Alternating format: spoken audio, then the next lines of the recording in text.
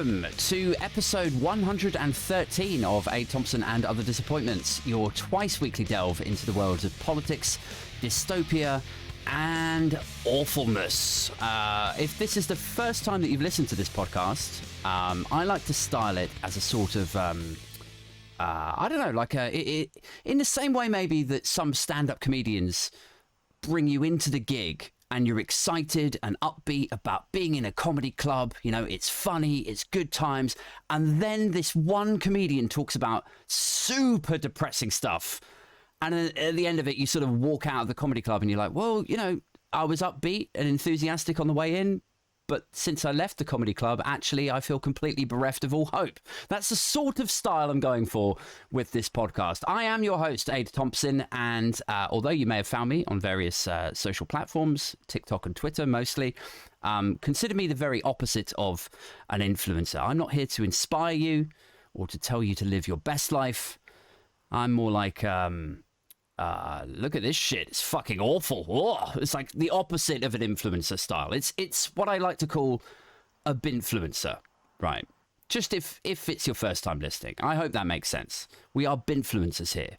We all sit on this podcast together. I point out how shit everything is and then tell you to all sit down and fucking drink with me, mostly. Big shout out to the Patreons, as ever, for supporting the show. There's a whole 10 of you now, which is pretty cool. I only set it up like 6 months ago, and I know that sounds incredibly modest, 10 Patreons, but I'm super proud of it, and you guys make it all worthwhile, and you're continuing to support the growth of the show, and that means everything to me. And I'm psyched about our first in-person Binfluencer meetup, which is taking place in London on Thursday, October the 27th. More on that and what you get back through Patreon, if you're interested, at the end of the show. Joining me tonight is a friendly face. I met him at the Byline Festival in Notting Hill a couple of months back, and we shared an afternoon drink talking about mutual friends and about politics and about the feasibility of, I don't know, a progressive alliance and electoral reform. You guys will have seen him on everything from LBC, taking Nigel Farage to task, writing for The Guardian, The Metro, appearing on The Jeremy Vine Show, right through to his frankly ballsy appearances going deep in the belly of the beast at Brexit protests, asking Brexiters to explain their position while calmly and eloquently wrapping facts, stats, and dare I say, objective reality around them. My guest tonight, please welcome to the show, Femi. Woo! Hi, I love the way you described your show because it reminded me of Daniel Sloss, one of my favorite comedians who basically do like 3/4 of the show hilarious dark comedy, and then the last quarter he'll just rip your soul apart. Yeah, I like Daniel Sloss too. He strikes a nice balance between sort of like outright hilarity and then a sort of rare breed of like earnestness for stand-ups, you know? Yeah, exactly. I love him. So how are you doing, man? I was worried that you wouldn't get to jump onto this call because I saw are you at Labour conference this week? Or I have a ticket to get to Liverpool. Okay. I think I'm going to either refund or not use it on the basis of the priority for Liverpool is getting Labour to commit to proportional representation, and 80% of the members are already there. The issue last time was the unions, and for reasons which you're aware of, I'm not the most popular person among the unions right now. So I figured if I'm going to put the cause first, I should keep as low profile as possible and probably shouldn't go to conference. That's a pretty admirable stance to take, isn't it? Because I'd have thought somebody like you want to be amongst it. You know, clearly you've gone to, these protests. You're not scared of getting into it and debating people. And so in some ways, you would expect you to be up there in your spiritual home, right? Like talking facts and stats and getting the intel on why people feel a certain way. So it's admirable that you've kind of taken this decision to stand back. It's frankly painful because I remember at the time of the last election in 2019, I remember sitting in my car on the morning, having just voted. I was about to head down to London for all the media stuff. And I sat there in my car and thought, okay, I finally, after 2 years on the road, or 2 years of campaigning, I've finally done everything I can do to try and stop Brexit. Yeah. And the math says we're going to lose this thing. And I broke down in tears. And that entire period was traumatic. I'm now in therapy because of everything I went through for those few years. And the one hope that I had, I mean, I made a video in January, straight after the election, about how the path to saving the UK. Namely, you need to get Labour to commit to proportional representation as the first step. And then on that basis, they can then work with other parties on the basis of, hey, if you vote for Labour, at least that'll make all your future votes for your parties actually count. That means Lib Dems and Greens will have a reason to vote Labour in just a one-off election so that they can then have a better country afterwards. And that was the thinking. And now this Labour conference is the biggest moment in terms of are we going to get that future we need? And I have to think, all right, what is the best thing for the cause? I remember during the People's Vote campaign, we were trying to get the Corbyn wing of Labour to listen to us and to support a second referendum. But Tony Blair kept piping up. And I was just like, dude, shut up. They hate you. Why is your ego so big that you have to just speak even when you're being damaging to the cause? And I cannot live with myself if I make the same mistake. If I know that I'm not popular within the people who we need to convince right now, I should stay as far away from Liverpool as possible. Yeah. Okay. I mean, what is it? I don't want to sort of peel the onion too much, but what is it about proportional representation? In fact, do you know what? Let's start off from the get-go. Let's define proportional representation for some of the listeners, because I get listeners from all quarters. Some people who know me from the comedy world, some people who have followed me on Twitter and, you know, my political stuff, some people who just like podcasts, and not everyone's going to know what PR is. So could you give us a little definition? So what we have now in terms of the voting system in the UK is called first past the post. That basically means that in any given constituency, you'll all vote for different parties, vote for different candidates from different parties, and the candidate with the most vote will win. What that means is that even if a candidate only gets 33%, that means that even if other parties get a combined total that's more than that, that means that 67% of the votes don't mean anything in that constituency. So if, for example, in your constituency, let's say 40% vote Tory and 30% vote Green and 30% vote Labour, that means that you've got 40% wanting to be ruled by, generally speaking, right-wing policies, and 60% wanting to be ruled by, in general, left-wing policies. And yet you'll still have a right-wing candidate, a right-wing MP representing that constituency. Now, if you theoretically replicated that across the whole country, and that happened in every constituency, then you'd have 100% of the MPs in Parliament being Tories, i.e. right-wing, even though 60% of the country has voted left-wing. Yeah. Now, that's the problem with the current system. A proportional system would basically mean that whatever percentage a certain party gets, either in a region or across the country, is reflected in the number of parliament seats that they get in Parliament, so the number of MPs they have. And so you actually get a country that's a Parliament that's more reflective of the people. Because right now, the Tories have 56% of the seats in Parliament, so controlling majority, even though only 44% actually voted for them, which means that the votes of 56% of the country don't actually mean a thing, because the Tories can pass any law they like without being challenged or even having to consult the votes that the parties voted for by the majority of the people. And that's why proportional representation is where we need to go. Why?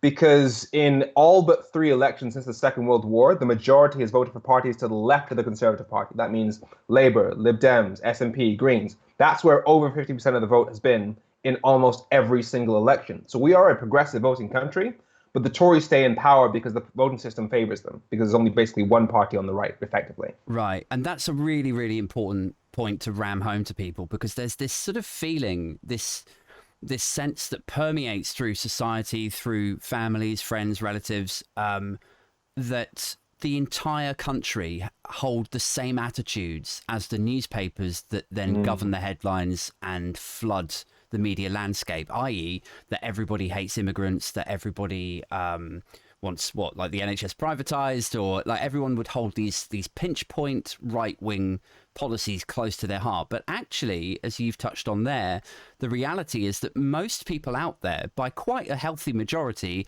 hold very progressive attitudes. And really the issue is like, so you talk PR, I think of it more along the lines of like vote splitting.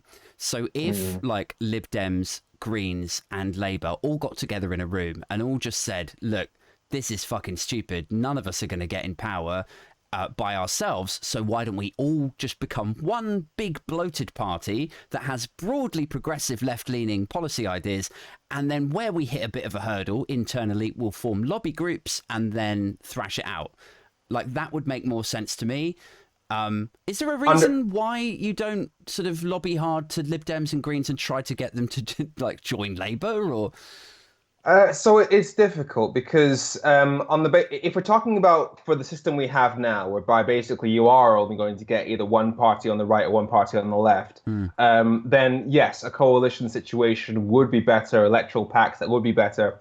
But I mean, it's still based on a lie because there aren't just two points of view in the country. Essentially, there are big differences between the Lib Dem approach and the Labour approach, or at least the Corbyn Labour approach. And there are going to be some areas of pretty major disagreement. And so you do want that multiplicity, that different variety of options for people to choose when they're at the ballot box, so people can feel like they've got real democratic choice. It's not just left or right, that they can actually choose precisely who they want representing them, what sort of policies they want to live under.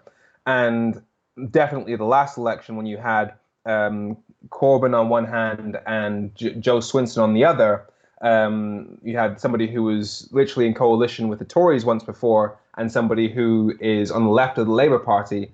They did not see eye to eye. And I was begging them to work together at that last election, absolutely begging them. But they kept doing all they could. I mean, I saw some horrendous stuff like Joe Swinson tweeting that a vote for Labour is a vote for Brexit, even though Labour was officially supporting a second referendum. I saw Corbyn writing to Labour activists, sending them to the constituency of a Jewish woman, a Jewish former Labour, what's her name? Who's the Jewish Labour MP who left the party? Oh, fuck. Yeah, I can see her face. Yeah, I can see her face as well. Name is completely escaped. If I had the budget for a producer, Femi, I would be like giving them an eyeball. But yeah, we'll figure it out in a minute. Yeah. So basically a constituency where Labour had no chance of winning. Yeah. But basically screwing over the Lib Dems just on principle. Yeah. And that kind of in lack of willingness to work together, it's what is really killing UK politics. And the pushback, let's talk about the pushback against PR, because the sense that I get is that it's seen as a sort of radical solution to fix the problems of people who can't get elected. That seems to be how it's framed. But actually, correct me if I'm wrong, the majority of European countries have already moved to this system. Is that right? Yeah, most European countries have some form of PR. As far as the only country that's the closest to where we are is Belarus. They have, I think one of their chambers is first past the post, and they're also known as Europe's last dictatorship. That is not the model of democracy we should be following. America also has a similar system with their electoral college, but it basically means that you consistently get a situation where a party that only a minority voted for ends up with majority control. And that means that the people are not reflected in the government, and that's not real democracy. And so what's the pushback from Labour then been so far? So I've heard a bunch of different arguments. Angela Rayner was on Emily Maitlis's new show, The News Agents, a couple of days ago. Great show. Or yesterday, saying she's an first past the post woman on the basis that she doesn't want to see extremist parties get into Parliament. Now, that's an argument we've heard many, many times. The argument for that is that basically, if you've got a proportional system where seats match votes, then that means that smaller parties have a larger chance of being able to get into Parliament, and therefore you're going to get basically parties like UKIP and maybe even the BNP getting the odd couple of seats in Parliament. Now, to be frank, good. It's because those arguments, the arguments of if the arguments of UKIP had been discussed publicly in Parliament for the last 20 years, then we would not have had Brexit, because their entire plan would have been completely ripped apart on a daily basis every time they suggested leaving the EU. There'd have been people been like, "What sort of deal do you want? Yeah. None of these deals would work. It would all damage DGP, etc." Not to mention the arguments around Brexit were about people feeling a lack of control, a lack of democracy. And yeah, under this system, people do have their voices silenced. And it's because we have a system whereby people who would otherwise vote for smaller parties don't have a voice, aren't represented in Parliament. The people had that deep yearning desire to finally take back control, to be heard, etc. And secondly, our current system fosters extremism because people are forced to choose between one of two parties. And the people at large don't have any real say over those parties. They can do whatever they want. Because the Tory party, for example, it's controlled by about 200,000 mostly rich, middle-aged white men who hate Muslims and are against wealth redistribution. That's who the Tory membership is. And the people have no control over that. Yet they're constantly forced to choose between these two parties that they can't control. And as a result, we've ended up with a party that the United Nations says, based on the race report, is trying to normalize white supremacy. We get the extremism by being forced into two directions. Not to mention, Nigel Farage didn't have to set foot in Parliament in order to make the Tories do whatever he wanted for the last 6 years. Yeah, that's a solid point as well. I mean, it's not necessarily the bums on seats in Parliament. It's the weight that you carry in political circles and journo-political circles, and the influence that you're able to command in this case. Do you think, so something you said a second ago, in terms of, like, let's say that UKIP or the BNP or someone had managed to get a seat like 20 years ago, and then their ideas would have been thrashed out on a daily basis and ripped to pieces, and like, that to me feels like a bygone era now. Like, this idea that we debate things based on substance in Houses of Parliament. I mean, today is as good an example as any. We saw Jacob Rees-Mogg stand up. Was it today, or did I just see the footage of yesterday's thing? It was. I think it was today. It was today. Right, where he said that like the main opposition toward fracking was coming Luddites. from people that were on Putin's payroll. Oh, I didn't see that. Okay. I hope I'm not going to get myself sued here. I hope I'm not misrepresenting the good character of Jacob Rees-Mogg. But it was something. I saw the chap. I think his name's Adam Bienkov from Byline, shared the video and said, like, you know, Jacob Rees-Mogg has just suggested that people who oppose fracking are on Putin's payroll. And I'm like, Jesus fucking Christ. And then somebody like replied to it, obviously, underneath saying, and sorry, where's the evidence for this? And it's this kind of aversion from substance and just casual throwing around of non-versation that just makes me think, well, hang on a second, like, if UKIP or the BNP had won a seat 20 years ago, maybe you're right. Maybe that was before this period Trump now of... area. Yeah. So, I mean, for starters, what you said about Jacob Rees-Mogg is hilarious, scary, but also hilarious in the sense that we do know that, I think it's, what is it, £2 million so far has been donated from Russian-linked donors to the Conservative Party. Oh, yeah. And yet he's pointing the finger at people who are against fracking. Secondly, as for the notion of being able to just say whatever you want regardless, I think we had a better era of evidence and experts prior to 2016. We have a much larger cult of personality these days, which is why Jacob Rees-Mogg can sit there with his posh accent and his top hat and basically spew whatever he wants, because it's not about what he's saying. It's about who he is, what he represents, and the style of politics he leads. Same thing with Boris Johnson.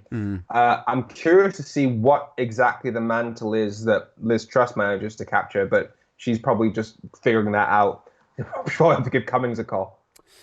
Yeah, I mean, she doesn't possess the same character and personality that... I mean, look, I'm not a Rees-Mogg fan, but he's he's a larger-than-life character. Yeah. He's ostentatious. He's there. He looks like he's wearing a costume. He's like in any sensible period of a parliamentary democracy, an individual like that you should look at, and then somebody else should say to you, like, Do you think he's suitable for part? And then you should turn around and go, "Are you fucking joking?" Like, Yeah. but yeah, I don't know what Liz Truss is going to do either. I read something earlier saying that like backbenchers were already kind of saying, with the economy in the state that it's in, they expect her out by like March. Yeah, I don't. I mean, there were moves before she even took office to try and get rid of her. But the thing is, I wonder about her on the basis of she is a little bit Borisy because I mean, she's somebody with a long history of saying that leaving the EU would be bad for the UK. So is Boris Johnson. She's somebody with a long history of quote unquote funny little gaffes. So is Boris Johnson. She's somebody who flips opposition, but depending on what makes her popular, and will happily support Brexit if it gets her into number 10. So did Boris Johnson. And that clownish, I don't really know what I'm doing persona is what Boris Johnson had, and she's got it too. And so I'm wondering if she manages to just go after that particular mantle, and if it is working with the Conservative base, I don't know. I don't think it will, and for one reason, one word, in fact, misogyny. I think Yes, there's that. With Boris Johnson, people loved the fact he was a bit of a clown, a bit of a buffoon is the word that gets thrown around a lot. When he was caught out doing something wrong or cheating on his wife or lying or whatever the case might be, it was wrapped up as part of this like lovable rogue kind of very well, bluster's another word that gets thrown around also. It's all part of the blustery, buffoonery, blah, blah, blah. That doesn't really work in misogynistic circles when you try to wrap it around a female character in the same way, I don't think. No, I mean the phrase "strongman" exists for a reason. As in, it's basically the figure within authoritarian circles that basically means a big strong man to basically get things done, and it's a very masculine persona mantle that Boris Johnson managed to grab hold of. Yeah. The other thing I think is interesting about her premiership is it's sort of exposed to me how devoid of vision and character the Conservative Party more broadly are. So I think they lent into Boris Johnson because they liked this sort of Churchillian archetype. And then once Johnson's out the door, the first person they went for is somebody who has gone out of her way to impersonate the tone and delivery of Margaret Thatcher. So it's like, tiptoeing from a Churchill to a Thatcher, and then after this we'll be back to like a John Major impersonator, or That's a good point. So the narrative I've always looked at Liz Truss through is more of the glass ledge. Is that the glass cliff? Glass cliff. That's the glass cliff theory. By basically, rather than glass ceiling, women often find themselves thrust into positions of power right when the ship's about to sink. We saw what happened when David Cameron royally left the country and the Conservative Party out of Shake Creek with Brexit. He left. Boris Johnson could have taken the reins, chose not to. Let Theresa May take all the flack for those 2 years with the chaotic negotiations. Came in, took the deal that she got, added 5% difference to it, and then supposedly now that this deal's got a Johnson attached to it, now it's a great deal. And now that things have gone off the rails again, handed the roles off to another woman who doesn't seem to have the backing of the Conservative Party anywhere near as much. And so we might end up with the same situation. She'll come in, take all the blame for the recession, the winter cold deaths, and etc. And the problems with potentially Brexit at the end of 2023, when we get the full import checks that Jacob Rees-Mogg called an act of self-harm. All that stuff lumped onto Liz Truss. And then after that, you'll get a big, strong man in to clean up the mess and get things done again. So I am worried about that whole glass cliff phenomenon repeating itself. Yeah, I hadn't considered that. I just sort of looked at Theresa May's stepping up into number 10 as she was seen as a safe pair of hands. I think David Cameron stepped down. She had been Home Secretary for something ridiculous like eight years. Or so. I think she was the longest serving Home Sec in maybe ever. I don't know. Maybe I'm talking shit, but it felt like a long ass tenure. And so she was seen as this, safe pair of hands that would guide us through this very tumultuous period. I saw it as that rather than what you've just tapped into. But that's really interesting. I've never seen it like that before. One thing I did want to get your thoughts on actually tonight was you're sort of known for your vociferous opposition to Brexit. I've always sort of looked at it like I accept that the vote went the wrong way. I probably would have got on board with it if it had been managed in a mature, like grown-up fashion. Where would you have stood? Like if somebody like Theresa May or indeed Boris Johnson had stood up there, hands held high, and just said, look, it wasn't planned. The vote went the way that nobody thought it was going to. It's going to take some time, so just calm down on the frothing and the flag waving. This is going to take a minimum of 10 years to extricate and remove ourselves from a finely interconnected something that we helped to fucking architect. So just give us a minute, stand back, we will get it done, but you just got to be fucking patient. I think if they had looked at it like that in a mature fashion, a measured, consultative way, me personally, I would have been like, well, it sucks that we're leaving. I don't agree with it, but I guess fine, that makes sense. Where would you have stood on that? If they'd done that way, I would have obviously had a bit more time with it, because it would have shown that they were interested in actually delivering something that A, wouldn't damage the country, and B, would somewhat correspond to the wishes of the people they got to vote for it. I've always said that there would have been a right way to do Brexit, and those are either one of two ways. You either do what we did with the election, with the referendum, and then after that, you then have David Cameron come on stage and say, look, during this referendum, we've had the Leave side present multiple different versions of Leave. Some of you suggested basically staying in the single market. Some of you said basically a simple free trade deal. Some of you even suggested no deal. And the people who wanted Brexit have not gotten agreement as to what that should be. However, there is a vote to leave. So what we're going to do is we're going to have town halls in every constituency across the UK. And you're all going to speak to your members of parliament, tell them what sort of relationship you want to have with the EU, have votes locally, and then those MPs will come back to parliament, vote on what kind of deal we should be negotiating, and then we'll negotiate for that. After we finish negotiating, we'll put that deal to the people, and then we'll compare that with our old relationship with the EU. That is the most democratic way that we could have done Brexit. However, what we got instead was, from the get-go, people voted against immigration, hard Brexit. That's what it's going to be. And you also saw that immediately, and you saw that 2 days after the referendum. You had Daniel Hannan, I think, on Channel 4 saying that when he was talking about it, he was expecting that we would he always thought we would stay in the single market and maintain freedom of movement. And the presenter was like, hang on, you just sat by and watched people say that this is going to end freedom of movement. You're saying that you were campaigning to keep freedom of movement. When I saw that, I realized, oh, wait, so everybody's going to get screwed over, Remainers and Leavers alike. And as soon as I realized this was going to go in a direction that even the people who wanted Brexit would not be happy with, for me, the democratic mandate died. Yeah. Yeah. I mean, that was the key thing, wasn't it? Like, nobody could actually... I think it was James O'Brien said it best, unsurprisingly, when he said, like, as soon as you try to write this thing down, it just falls to pieces. Like, there's no one specific version of Brexit that works for everyone that voted for Brexit. And as soon as you try to establish it and write some boundaries around what you would accept and what you would not accept, suddenly this guy over here isn't happy, or this lobbying firm over here... Actually, speaking of lobbying firms, I wanted to just quickly touch on something that you said there about sort of setting up these local constituency votes and having this sort of democratic post-referendum like vote 2.0, if you like. Yeah.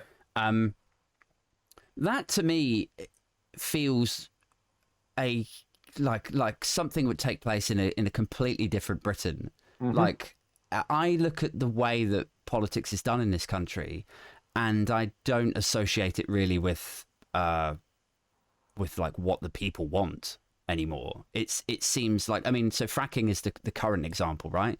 But it's also true of bankers' bonuses. That's also in the news at the moment. It's also true of NHS privatisation.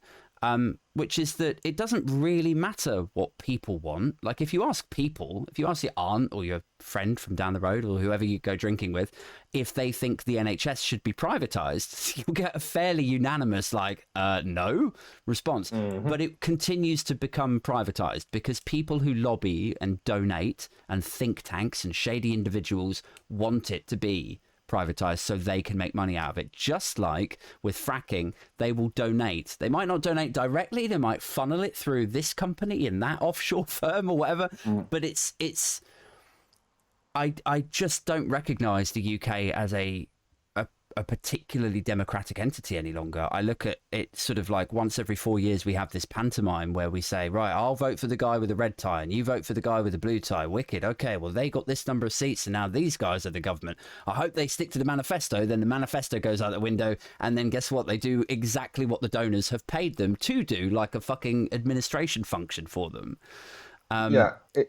So, I mean, when we saw what happened when I think it was Nadine Dorries who literally said when they were trying to get rid of Boris Johnson, I think the MPs who are trying to vote to get rid of Boris Johnson need to remember that the donors have said that if they get rid of Boris Johnson, they won't support the party anymore. And I think those donors have donated £80,000 to the Conservative Party. And I think they need to keep that in mind. Like literally saying, we do what the donors tell us to do, not what the people want, what the donors tell. And I think, now, it's obvious for me to bring up proportional representation because that's obviously my big democratic argument.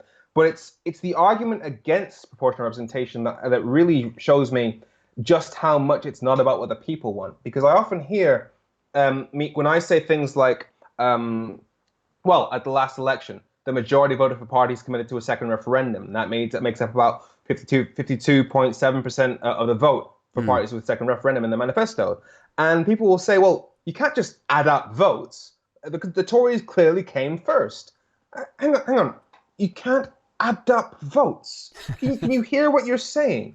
It matters you and your more. Arithmetic, Femi. Jesus. I know, right? It matters more to them which MP came first among them, as if the competition among MPs is more important than the actual thousands of people in their constituency and what policies they actually want to be governed by. It's more about the competition between MPs than the will of the people, ironically, with the phrase.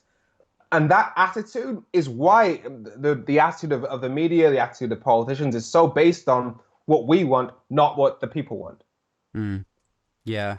Does it ever bother you, like, when you approach people in a debate over something like proportional representation or anything else that we've touched on, and you talk to them about, you bring with you stats and facts and figures, and then on the right, maybe I'm getting a bit tribal here, but it feels like on the right of the political landscape, it's just bluster and dismissiveness and it'd be all right, Project Fear, or there's this sort of really like a sort of old boy dismissiveness to it, and I always feel like on the left people go away and they research this stuff and they fine-tooth comb it and then come into a debate with all of it there prepared, giving you objective reality, and then you're met with this sort of dismissive, lazy bluster. Does that bother you? I mean, it does. It is insulting. I mean, you come with actual facts and they come with insults or just dismissive propaganda. But I mean, the fact is, I know this sounds horrendously biased, we're right. Yeah. Even from an objective standpoint, the government's own Office of Budgetary Responsibility says that the damage they've done to the country via Brexit has done more damage to the economy than COVID long term. So what they're trying to defend and saying that it's in the name of the people, there's no substance there. They can't argue it. We've seen with our own eyes fishermen unable to sell their stuff, farmers having to throw away thousands of pigs because they haven't got the EU butchers anymore. Businesses, the Small Business Federation says that I think 70% of small businesses have had trouble selling to the EU. Half of them have stopped selling to the EU or had to reduce sales to the EU because of Brexit. These are objective facts of how their project, the literal title of their election manifesto, Get Brexit Done, has harmed the country, and yet they're claiming to be operating in the name of the people and for the betterment of the country. So their core starting position is a position of being wrong and being liars. So of course, when you come to them with the presentation of here's the reality, what they're going to present back to you is going to be the opposite of reality. Yeah. Do you ever think? Do you ever get so tired though of arguing with them? Are you just like, because I mean, look, you're a smart guy. You've got a law degree, Femi. Do you ever think? Do you know what? I've been thinking about this, and fuck all this. I might just jack it in. I'll go and work for Goldman Sachs. I'll just make a couple of mil. I'll fuck off to New Zealand. Like, has it ever crossed your mind to just, piss off? In the nicest way possible. I'm just saying, because you're obviously a nicer guy than I am, because if I had a law degree and the opportunity and not the responsibilities like that I have, I would be on the first plane out, I think, at this stage, especially having to put up with all the shit that you have to put up with, right? Well, I went the other way. I was literally living in Vienna in 2017, and I came back to the UK to try and fight Brexit. So I made the opposite decision. But yeah, I mean, the reason why I got into, I mean, I had the law degree and then realized what I wanted to do with that was to try and save the world. I grew up on superhero shows. You can't help it. Yeah. And I went into human rights. And then while I was working in human rights at the EU level, I could see the UK doing bad stuff in relation to human rights, selling weapons to Saudi Arabia, which are being used to bomb hospitals and schools in Yemen. And so I was already involved in what I saw as a battle for the soul of the UK, even before I'd heard the word Brexit. And then when I saw Brexit become a thing, I realized, oh crap, none of the politicians have a fucking clue what they're talking about. And so I started making videos, even with my 20 followers on Twitter. And eventually it snowballed. And the more success that I got in terms of my platform, the more I realized, oh, I must be getting this success because nobody else is saying it. And so the more I felt a sense of obligation to keep going and keep going and keep going. And then we get to where we are now. And leaving this, I honestly can't imagine doing anything else with my life, because it is a huge privilege to be able to get up every day and do stuff that I am genuinely passionate about. Like, I feel this has to be done. This has to be done because it's the right thing to do. Rather than 9 to 5ing for a paycheck. It is a huge privilege, and so I'm not going to throw that away. Yeah, well, that's good to know. I think you're one of the few people that's involved in mainstream politics that's not, as far as I know, you're not aligned with a specific political party at this stage, right? No. Well, I tried to join Labour so I could push PR, and they kicked me out. Oh. You mentioned earlier about like Rayner's opposition to PR. Have you had any pushback from other people, either like sort of privately, and obviously you don't have to name them, but have you had any? Yeah, in fact, one of my videos I did a few months back was in response to a private conversation I had with an MP. I did then send them the video and was like, look, here's the argument against what you told me. And they were like, okay, I'm a bit closer, so we'll see what he does at conference. Okay. But yeah, and unfortunately, an awful lot of them do have this idea. I mean, the argument he used was this notion of the constituency link, i.e. that because first past the post, where it's based on the constituency, you have one MP per constituency that creates a very tight link between the MP and the people, whereas under a proportional system, you have to have multiple MPs per constituency in order to split them up proportionally. And so there's a slightly diluted link there. The argument against that is that by definition, if you have the situation where a minority voted party gets a majority control, then that means that most people are not represented by their constituency, by their MP, because they didn't vote for policies anywhere near like what the person supposedly representing them has. And even the people who do get an MP into Parliament, so for example, if you vote Labour, get a Labour MP, and that MP goes to Parliament, under the system we have now, that MP has no power, because the Tories have absolute control with the controlling majority. So that constituency link is meaningless because you have no power anyway. Yeah. I mean, it's. I guess they still get to vote though. In like, like if a new bill comes across, they'll vote. But then all of these things are fucking. Like, I have to really restrain myself because I'll go off on a rant about like whip culture and because that's another whole like kettle of fish. Like the whole thing just needs rebuilding from the ground up. Like, why is there such a thing as a whip who can basically threaten MPs and say, look, we're going to put this bill across, 3-line whip, if you don't vote with us on this, I don't care what your conscience says. I don't care what your constituents say. If you don't vote with us on this, probably deselected at the next election out of a job. Like, how is that right? How is that democratic?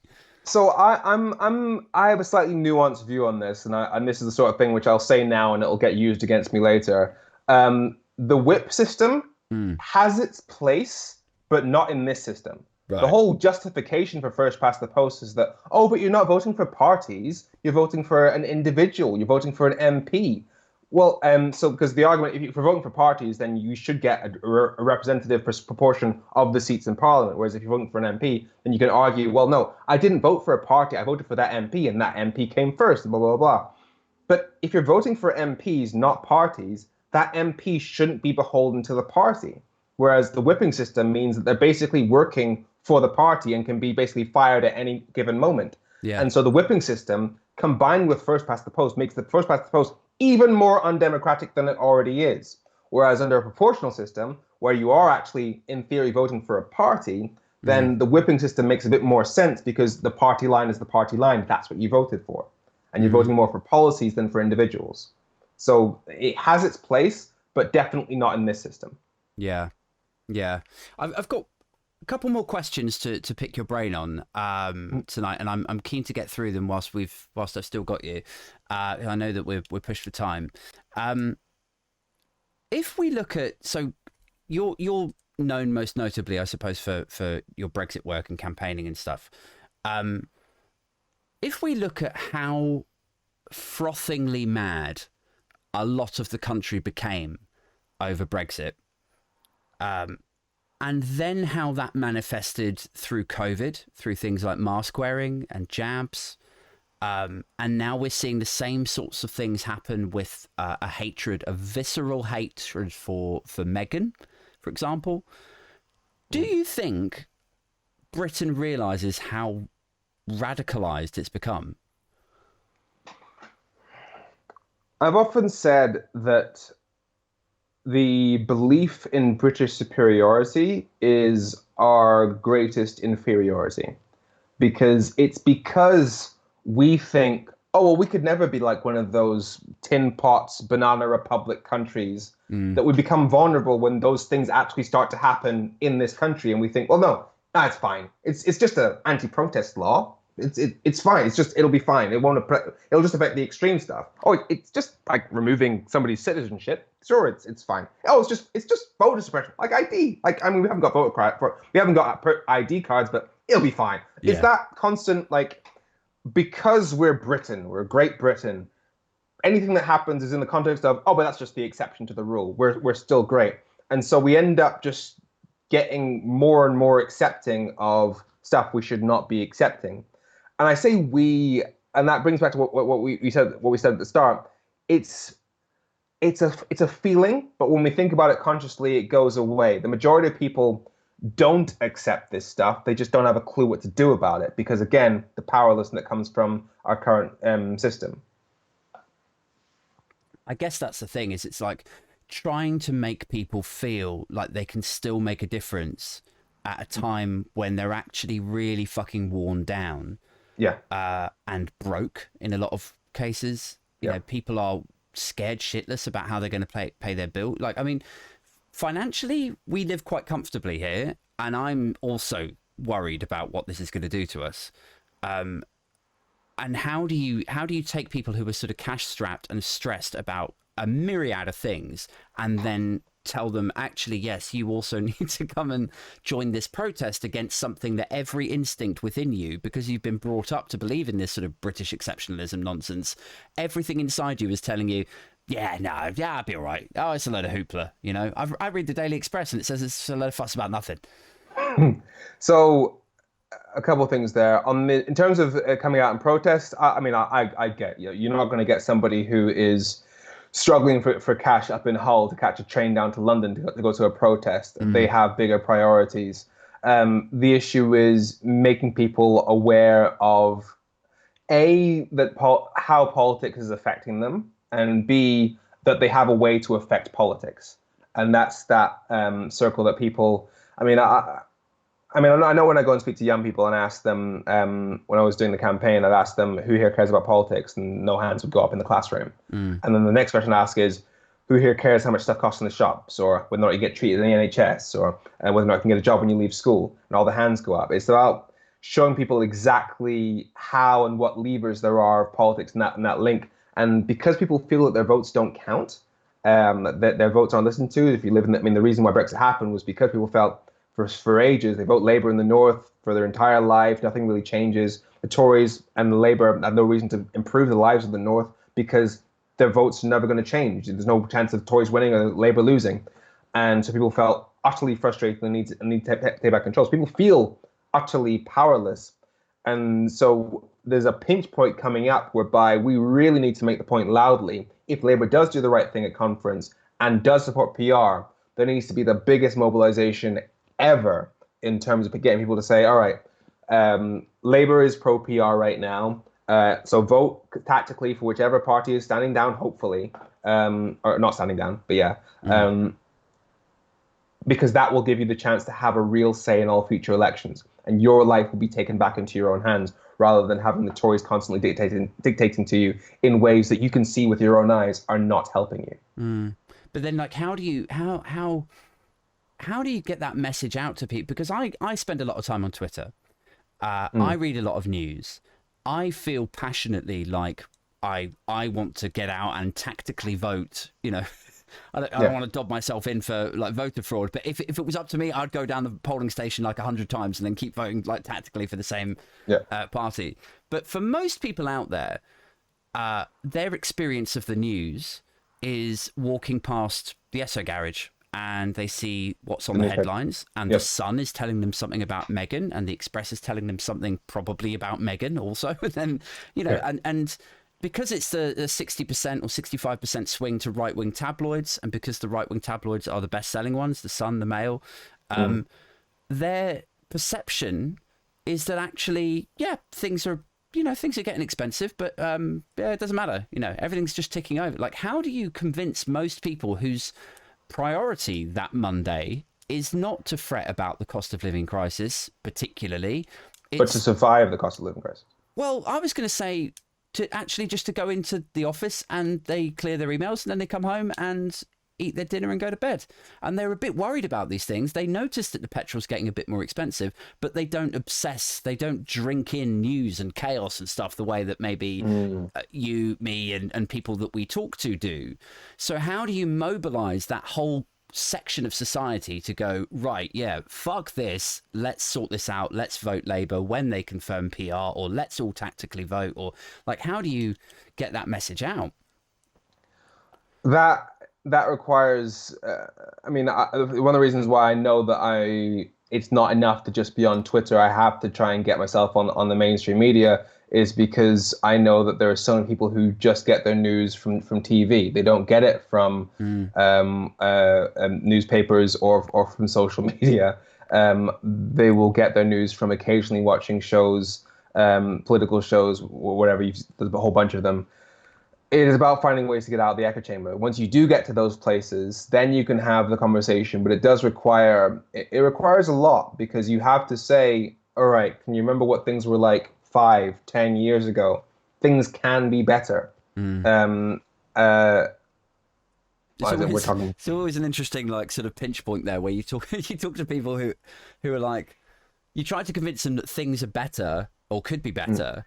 And they're like, no, we're too shit. It could never be like that. And then you're like, this it is kind of shit, isn't it? What? How dare you say that about my country? The Tories have a magic way. I mean, they spent the last 4 months literally saying things are going to be bad, especially Rishi Sunak. It's going to be bad. We're going to hurt you. Just trust us. We're going to really hurt you. That's been pretty much the thing that they've their main slogan for the past 4 months.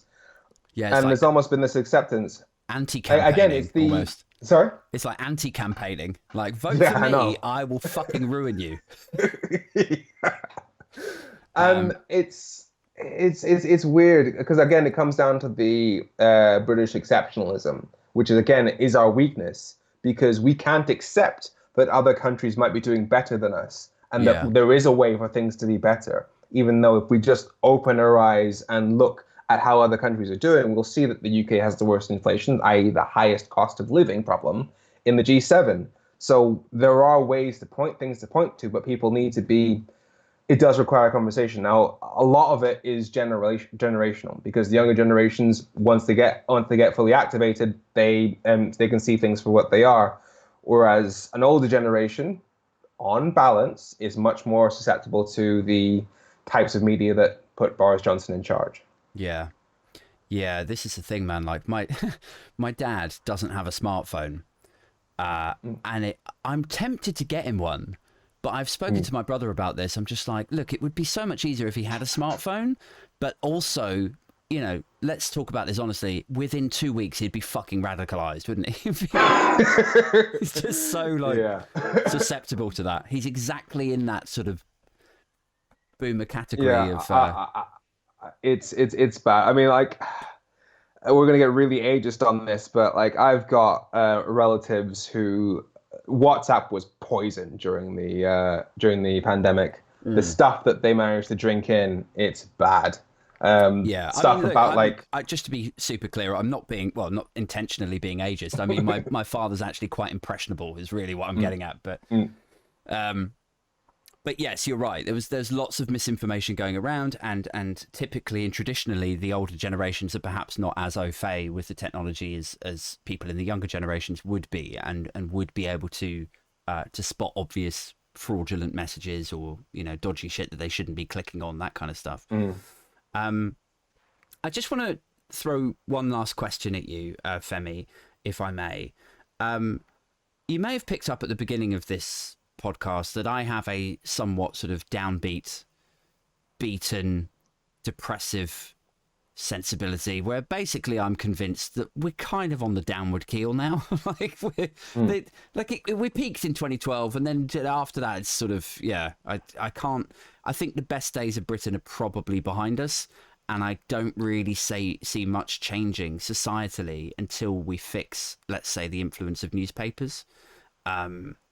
I think that's a big thing, until we overhaul the parliamentary system, until we wean ourselves off fossil fuels. And all of these are big fucking challenges in their own right. And I don't know, man, like, my hope is on the floor.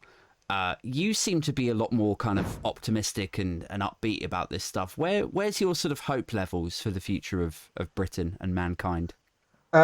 So I'd say that I think the thing that I always go back to is, because the majority votes progressive, like, consistently. It's only been 2015, 1959, 1955 where the majority has voted for parties to the conservative and rightwards. So that's the voter base that we've been dealing with and who we've always been. And on that basis, it can only end up going in one direction. That's where the dice is weighted that way. Eventually, there will be a crack that pushes it through, and it goes that way in a much more sustainable way. And we have seen progress. We need to see a lot more progress. But given that we do now have a majority, I mean, even the study came out today from the something for social research, but shows that we have a 51% in favor of changing to PR, proportional representation, changing the voting system. So that groundswell of popular opinion is already there. And I don't mean like a plurality of, like, say, 46 versus 23. No, over 51. And now that we have that, now that we have the motion in conference, Labour knows that's where its members are. Once we do get to that point whereby seats match votes, the Tories are locked out of power. It just doesn't happen. And there's a counter argument of, well, what if the Lib Dems go into coalition with them? Lib Dems got burnt pretty badly last time they did that. And if they do that again, guess what? Next election, they don't get any votes because they've facilitated the fascists again. So I am very confident as to where we go. The only thing that gives me pain, and again, it's the reason why I'm in therapy, is the extent of the time it will take to get there.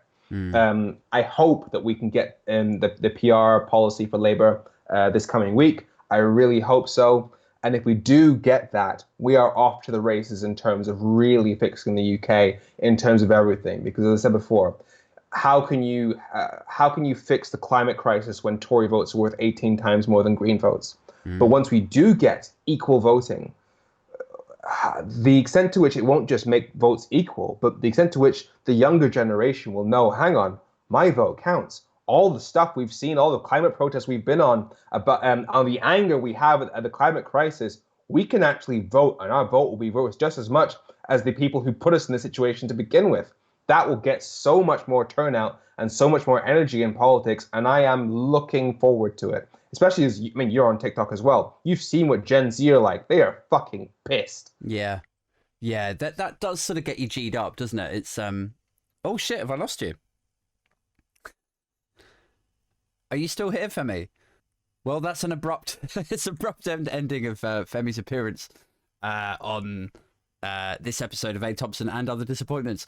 It looks like he's got some sort of technical issues, so I'm going to leave it there, guys. But we have been talking for an hour, I believe. If you've enjoyed this episode and some other ones, why not jump onto the Patreon? There's 3 tiers on there that you can choose from. There's a £3 a month one, which is literally just a doff of the cap to me. It's enough to get me a coffee and even a beer that I might sip to fuel me whilst I make my way through one of these episodes. There's a £5 a month tier, which gets you early access to all of the podcasts, but it also gets you an invite to the London meetup, or meetups, plural. The first one is Thursday, the 27th of October. And also you get access to the Discord chat I've just set up. So there's a bunch of us in there. We're talking shit about politics, mostly talking shit about Tories, if I'm let's call a spade a spade. Let's just say it how it is. We're talking shit about Tories in there a lot. And then there's a £10 a month tier, which frankly is fucking ridiculous. You don't need to look at the £10 a month tier, but it is there if you want it, if you really love the show that much. And also, do you know what? I've thrown a little sweetener in there. For £10 a month, you can join a Skype call with me and the other £10 a month types. If you want to spend an hour with me having a beer, talking shit about politics over Skype, then that option is open to you on the £10 a month thing. But frankly, £10 a month is too much.